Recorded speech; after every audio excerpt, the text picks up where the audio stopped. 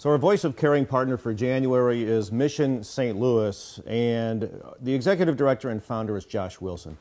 And Josh, first of all, I think it's very interesting to learn about how Mission St. Louis got started. You were part of a larger effort and decided that you really had to narrow your focus. Yeah, that's exactly right. So we came in really wanting to address poverty, wanted to address brokenness in our city.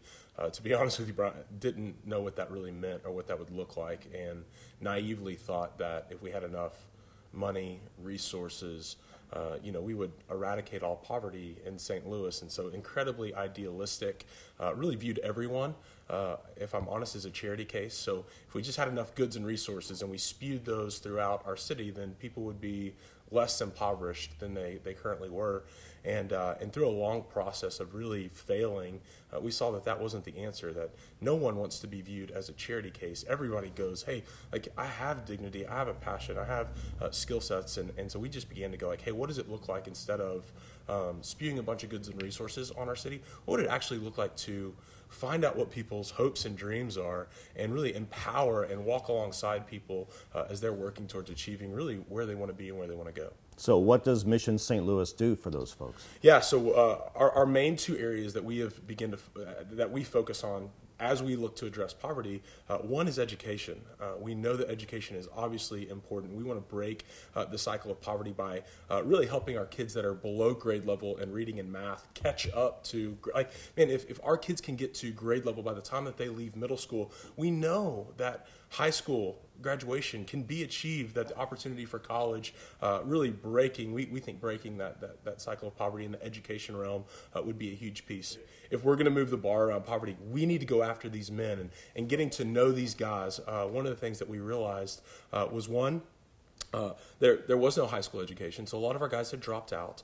Two, most of our guys were fatherless, drifting through life, many times hopeless, and just kind of going like, hey, where do I belong in this world, and what does that look like? And we began to go, hey, if we can begin to address those things, we can move the bar. And so what we started to do is go, hey, one of the ways that you are going to figure out what it looks like to walk into manhood is being job ready and being able to go like, my passion, my skill set, the way that I was made and what I was created has a marketplace value. And so how do we prepare you for that? But at the same time, it's not like, hey, I can tell you what it looks like to write a resume or what it looks like to interview well. That's not necessarily going to prepare you for the workplace, specifically to do something that's sustainable and with endurance. And so we just began to go, hey, we need to create a program, what we call our Beyond Jobs programming.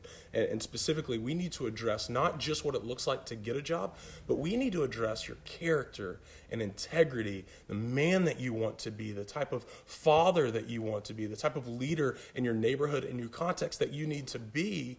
And then we need to create the right network that you can begin to put your passions and your skill sets in the direction and career path that you want to go with St. Louis businesses, that we're sitting down and going like, hey, listen, we've got guys that are desperate about making a change in their life. Will you give them the opportunity to earn a job in your workplace? And Brian, we're seeing incredible growth.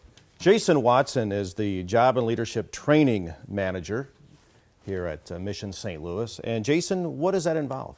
That involves being able to really walk hand in hand with these guys, helping to develop curriculum, but more so building into their relational piece, which is a huge part for us. So I spend a lot of time just investing in the guys, mentoring these guys, and being able to walk with them. Really, my heartbeat is to go back to the guys that look like me, come from where I come from, and say, look, when your heart changes, your mentality changes, then that's going to affect the decisions you make.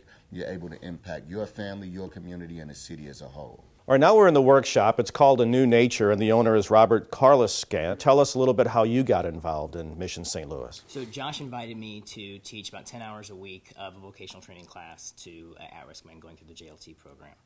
And working with these guys, I really just fell in love with the program as a whole, but also seeing these guys who, most of which that come through my shop are felons. They have zero chance for a good job where they can stay, or they get terminated for little stuff within the first few weeks.